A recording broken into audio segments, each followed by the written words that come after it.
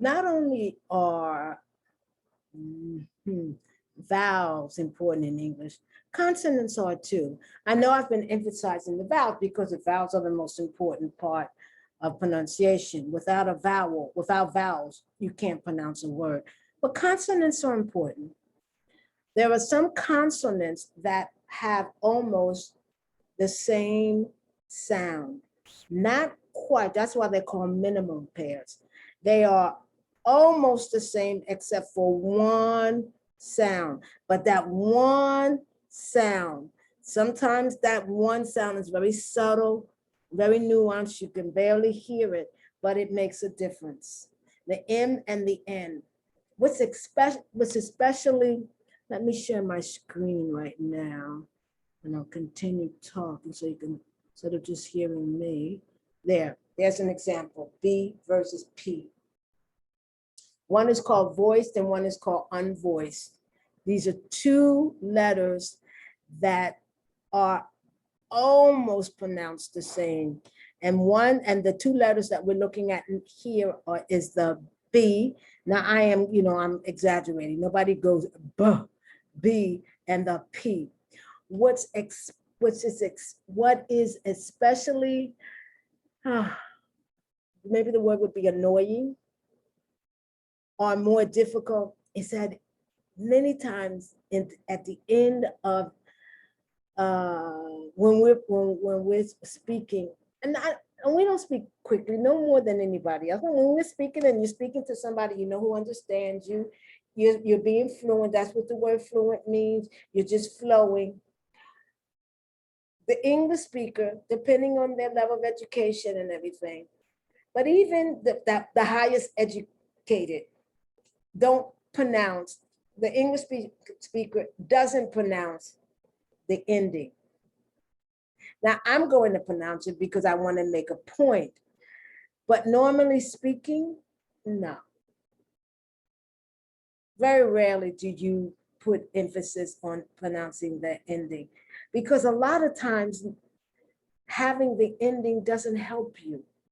See, in Spanish, where you have inflections, knowing the ending of a word is very important, because the ending tells you whether it's I that's speaking, whether it's you that's speaking, he or she, because verbs have endings that indicate what person it is. In French, you don't need the ending so much because a lot of times the ending is silent, okay? So you have to know the word, and English is that times 10. So I'm going to pronounce the words. My pronunciation is going to be somewhat artificial because I would never say pub. I say pub, pub. I pronounce it, but it's very subtle. So I'm going to do between the exaggerated and the reality, because otherwise, I mean, you won't hear it, and I want you to hear it. So here we go again. Let me go back.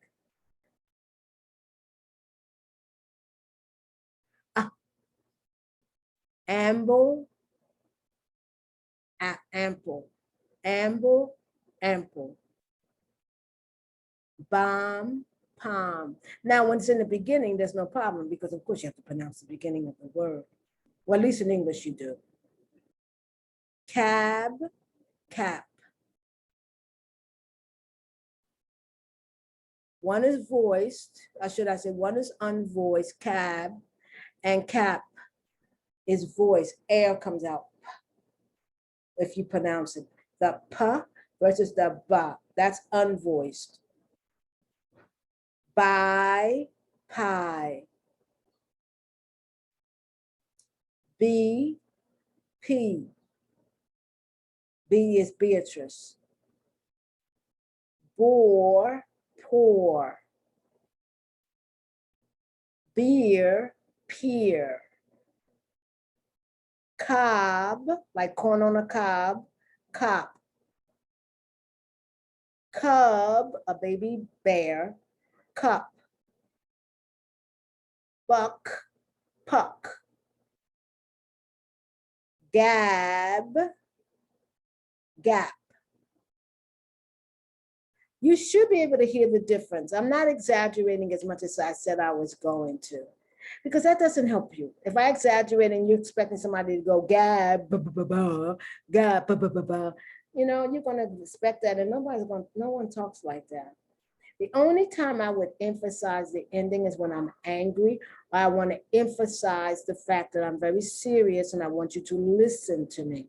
So I pronounce my words very carefully so that you will listen to me. But in regular conversation, no. No one talks like that, at least not in the United States. Backpack. We have, you know, in Spanish is a mochila, backpack. Beat, Pete. Harbor, Harper. That OR and ER at the end of words almost sound the same. Harbor, you could spell it H-A-R-B-E, that would be incorrect though. H-A-R-B-E-R. And the pronunciation would be the same, but it would be incorrect because there's a particular spelling. It's carved in stone now. At one time, I'm pretty sure it could be spelled with the ER or with the OR, but now it's carved in stone, and that's the way you must spell it, the way it's spelled here. Lab, lap. Buy, pie. You remember you saw another buy, B-U-Y, and pie, P-I, the number pi. This is pie, what you eat after dinner or before. Bob, bop. Bebop. Mob, mop.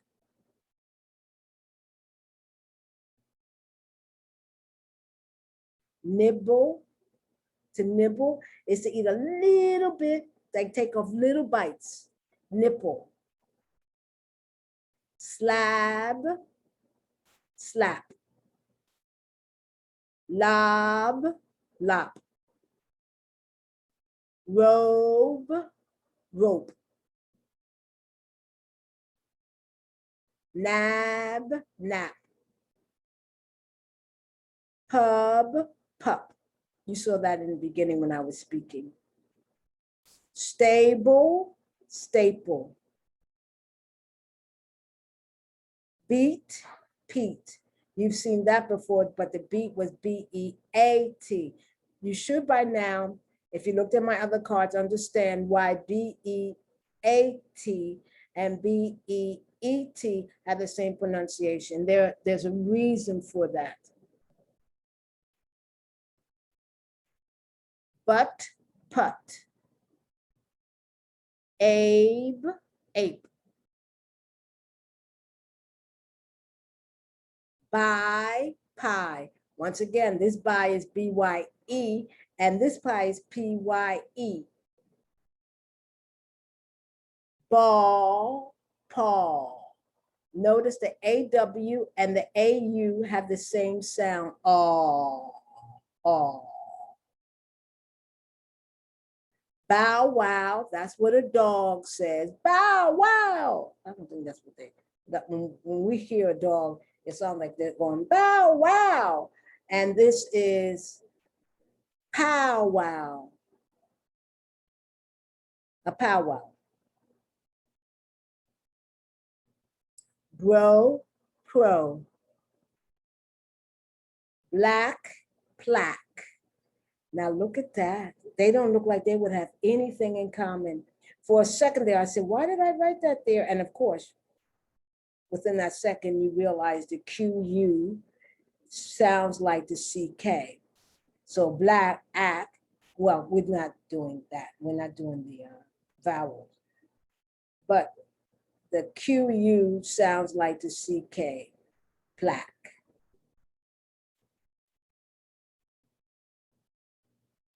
Base, pace. Doesn't look like they would sound the same, but that C in pace and that S in base sound the same. And of course, you have the B and the P. Tab, tap. Bin, pen.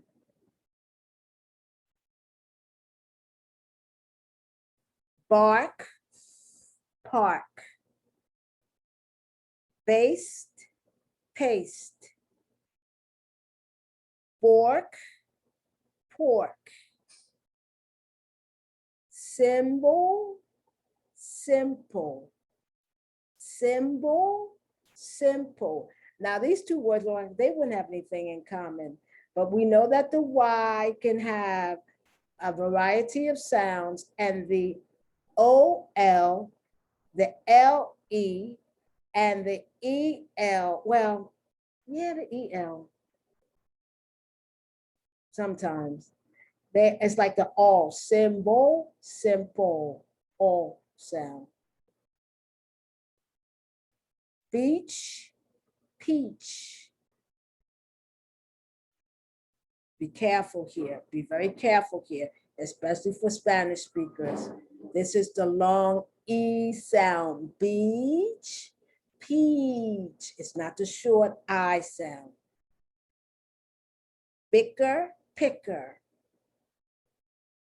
Beer, peer. Blank, plank. Bear, pear. That AR, I haven't done it yet